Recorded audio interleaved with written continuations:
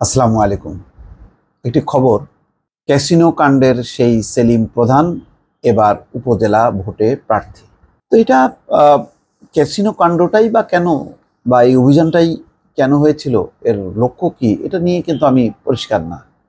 মানে এটা কি কোনো ব্যক্তির পক্ষে এটা অভিযান চলেছিল কিনা, মানে এক পক্ষকে সরিয়ে দিয়ে ওই জায়গাটা আর এক পক্ষকে বসানোর এরকম মতলব ছিল কিনা, সেটা নিয়েও কিন্তু নানা প্রশ্ন আছে।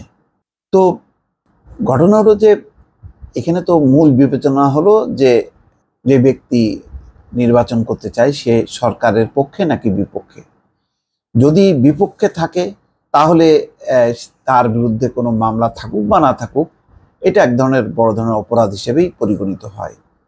তখন ধর পাকড় যা যা প্রশাসনিক যত রকম নির্যাতন নিপীড়ন চলতে থাকে। আর পক্ষে যদি থাকে, সে যত রকম অপরাধী হোক না কেন, যত যাই হোক না কেন, খুব একটা বেশি কি যায় আসে না। যে কারণে এখন খুবই বেপরোয়া, দেখলেন না যে মন্ত্রী এমপিদের স্বজনরা কেউ নির্বাচন করতে পারবে না, এই নির্দেশনার পরেও কিন্তু কেউ মানতে চাইছে না। এবং এর মধ্যে একটা বড় ঘটনা ঘটেছে নাটোরের সিংড়ায়, সেখানে প্রতিমন্ত্রী পলকের শ্যালক তার যেই কাণ্ড, প্রতিপক্ষর তাকে যেভাবে পেটালো, যেভাবে আহত করলো, নজিরবিহীন ঘটনা। আরও একটা ঘটনা ঘটেছে, মানছেন না সাবেক খাদ্য বা কৃষিমন্ত্রী আব্দুর রাজ্জাক, তারপরে শাহজাহান খান,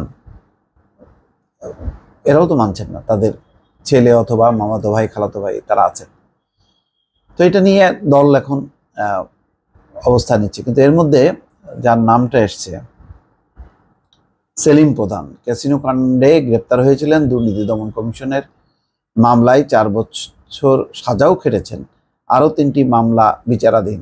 অনলাইন ক্যাসিনোর মূল হোতা সাজাপ্রাপ্ত সেলিম প্রধান এবার উপজেলা নির্বাচন করছেন। তিনি নারায়ণগঞ্জ রূপগঞ্জ উপজেলা থেকে চেয়ারম্যান পদে নির্বাচন করছেন।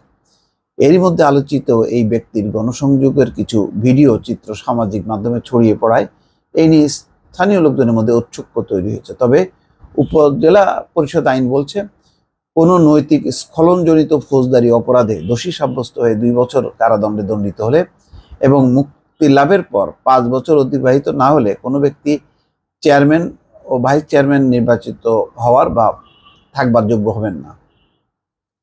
এ বিষয়ে সেলিম প্রধান বলছেন, দুদকের মামলায় আপিল ও সাজা স্থগিত করতে তিনি হাইকোর্টে আবেদন করেছেন, তাই নির্বাচন করতে তার কোনো আইনগত বাধা নেই। ক্যাসিনো বিরোধী অভিযান চলাকালে 2019 সালে 30 সেপ্টেম্বর হজরত শাহজালাল আন্তর্জাতিক বিমানবন্দরে থাইল্যান্ডগামী বিমান থেকে নামিয়ে এনে সেলিম প্রধানকে গ্রেপ্তার করে র্যাব। এরপর বাসা ও অফিসে অভিযান চালিয়ে দেশি বিদেশি মুদ্রা, বিপুল পরিমাণ বিদেশি মদ জব্দ করা হয়। তখন আইন শৃঙ্খলা বাহিনী বলেছিলেন, সেলিম প্রধান বাংলাদেশে অনলাইন ক্যাসিনো বা অনলাইন জুয়ার মূল হোতা, তিনি প্রচুর টাকা বিদেশে পাচার করেছেন। যাই হোক, এখন তার নাম তো বিখ্যাত। এখন আইনের কোন ফাঁক ফোকর দিয়ে তিনি নির্বাচন করতে পারেন এটা সরকারই জানেন। তবে সেলিম প্রধান যেহেতু সরকার বিরোধী না, সুতরাং হয়তো একটা এখানে ফাঁক ফোকর দিয়ে তিনি নির্বাচন করতে পারবেন, এটা হয়তো ধারণা করা যায়। অথবা তিনি হয়তো নির্বাচিতও হয়ে যেতে পারেন। সবকিছুই সম্ভব এই দেশে। দর্শক, ভালো থাকবেন। আল্লাহ হাফেজ।